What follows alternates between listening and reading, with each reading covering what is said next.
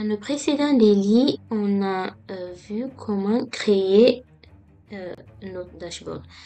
Donc, dans celui-ci, nous allons nous intéresser à la personnalisation de notre dashboard. En termes de personnalisation, vraiment, c'est au feeling. Donc, en termes de personnalisation, ici, déjà, je vais me mettre en mode edit. Et du coup, je vais renommer, par exemple, ma slide 1. Mes slides, l'ensemble de mes slides, je vais les renommer.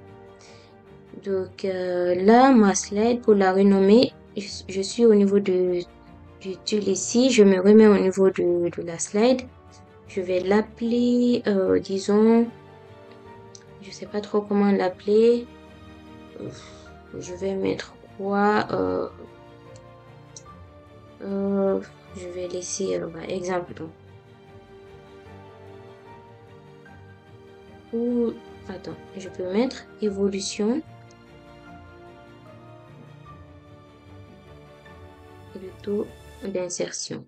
En vrai, c'est pas ça, mais c'est juste pour trouver un titre. Donc, n'hésitez pas à mettre le titre de votre choix ou le titre qui soit en accord avec votre besoin, votre restitution. Donc, sur la slide 2, je peux mettre répartition des salaires. Et sur la 3, je peux dire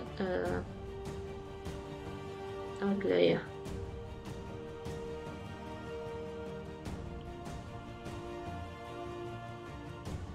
Ok. Du coup, là, vous voyez, nos slides ont été renommés. Je vais sauvegarder. Donc, ou sinon, je peux rester sur cette slide-là. Sur cette slide, qu'est-ce qu'on peut faire? Imagine qu'on livre ça à notre responsable, à notre manager. Lorsqu'il ou elle se met en mode screen, ici, là, ou peu importe le type d'affichage, moi, je me dis que ce graphe n'a pas de titre qui soit tout de suite parlant. Là, je veux dire, par exemple, plutôt que d'avoir le titre de la slide ici, on peut tout de même l'avoir un peu plus en haut ici pour que ça soit visible dès l'ouverture de la slide. Donc, pour ça, c'est très simple. Une fois sur la slide, pardon, j'ai créé une nouvelle slide sans faire exprès. Donc, une fois sur la slide, on peut cocher Use Slide Title as Header. Du coup, automatiquement, on aura un header ici, là, qui va prendre le nom de la slide, ainsi de suite. Pour les autres, je fais pareil. Hop. Voilà, je fais pareil. Pareil, je sauvegarde. D'accord? Du coup, maintenant, si on se remet en mode view, vous voyez, ça change. Ça change parce qu'on voit tout de suite ce que la slide veut traduire comme un message. Donc, je vais me remettre en mode edit.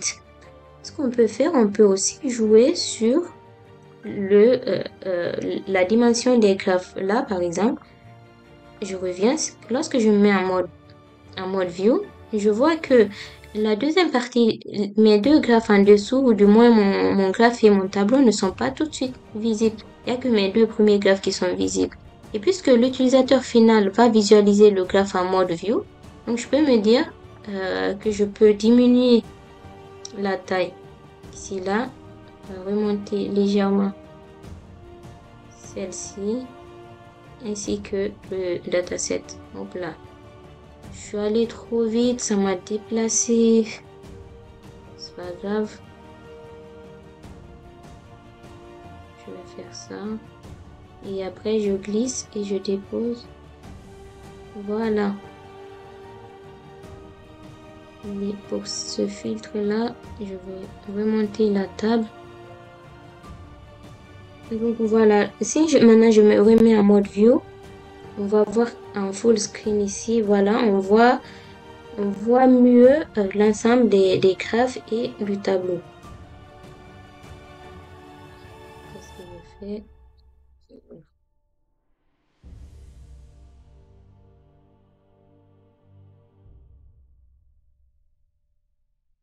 Voilà. Je me remets en mode edit. Je continue. Qu'est-ce que je peux faire d'autre? Je peux faire de la mise en page avant la mise en page, si vous remarquez, lorsqu'on a publié nos graphes sur le dashboard, on a perdu nos légendes. Donc, pour les récupérer, il faut cliquer sur chaque graphe et ensuite cliquer sur Show Legend. Et là, pareil.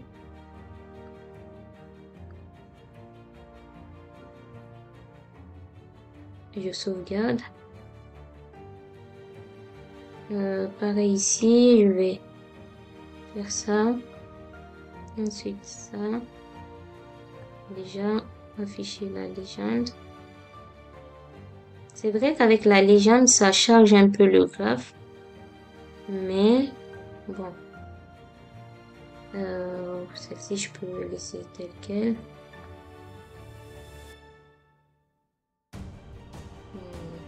Ça, hop. Ça, je vais pas de légende. Ok, je vais sauvegarder ça.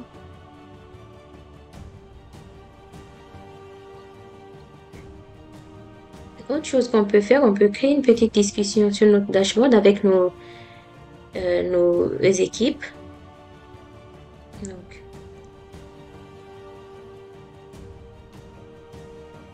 je vais mettre un petit bonjour, le dashboard est prêt. De cette façon, pardon, toutes les personnes qui... Pardon.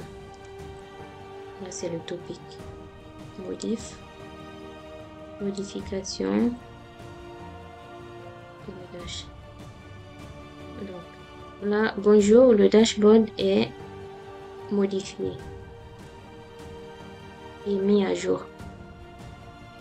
Du coup, lorsque je fais ça, j'ai ouvert une discussion de cette façon, mais les membres de mon équipe pourront interagir avec moi directement sur le dashboard. Ça, c'est plutôt agréable, plutôt que de s'envoyer des mails par-ci ou des Teams par-là.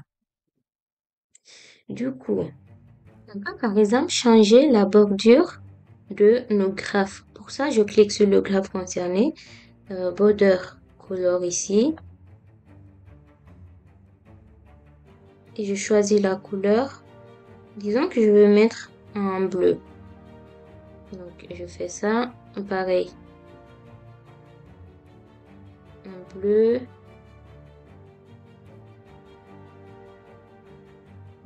Voilà, c'est des petits trucs qu'on peut ajouter en plus.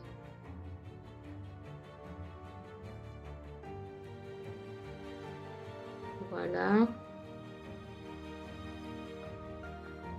De même ici. Alors, si cette couleur ne me convient pas, pour modifier, je ne suis pas obligée de repartir directement dans le flux, mais je peux cliquer sur le graphe et ensuite sur Edit ici. Ah, pardon, toujours sauvegarder.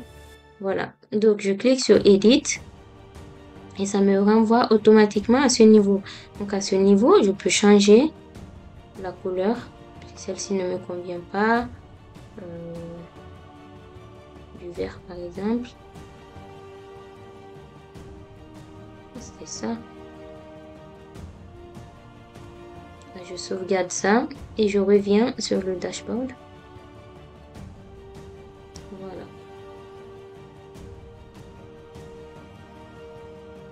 Voilà. Voilà, en termes de personnalisation, qu'est-ce qu'on peut faire d'autre? On peut faire des ajouts. Déjà ici, ça ne va pas trop. Ok, on peut faire d'autres ajouts. Qu'est-ce qu'on peut ajouter? On peut ajouter une discussion. Est-ce que c'est intéressant d'ajouter une discussion sur le... Qu'est-ce qu'on peut faire? Bah, on peut ajouter du texte. Voilà. Ça, c'est important. D'ailleurs, ça, on peut le faire. On peut le faire et le déplacer en dessus de nos graphes. De cette façon, on peut mettre une petite explication de notre slide. Tu vois, on met l'objectif du slide. Blablabla. Cette slide permet de visualiser ça. Ça peut être intéressant. Donc, on va le tester. Hop, je glisse ça là. Et du coup, ma zone de test qui est là, je vais essayer de la déplacer jusque là-haut. Ok. Par contre, lorsque je fais ça, ça me décale tout. Oh là là. Ça, c'est bien d'être en mode double écran avec un grand écran. C'est plus agréable. Mais c'est pas grave. On va le faire comme ça. Je vais tirer ça. Et donc, là, je peux mettre une petite explication, même un petit titre ici, descriptif de la slide. Cette slide décrit, comment on l'avait appelé encore, quoi cette slide? Décrit la répartition,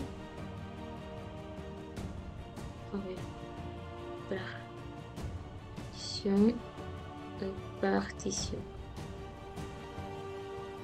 de nos données. Après, vous mettez ce qui vous convient. Et voilà. Donc, lorsqu'on se remet en mode view full screen, on a le titre de notre slide, une petite description, nos graphes qui sont bien tracés avec de très belles couleurs et nos filtres, quoi de mieux en termes de visualisation. Notre dashboard, il n'est pas chargé parce qu'on a plusieurs slides. On peut facilement naviguer entre nos différentes slides. On peut faire des filtres sur nos données et tout se passe nickel, très bien. Donc, l'objectif de ce daily, de ces 4 daily, c'était de vous montrer pas à pas comment développer votre dashboard sans utiliser du code. On arrive donc à la fin de ces daily. N'hésitez pas à nous laisser vos commentaires et aussi à liker nos différentes vidéos.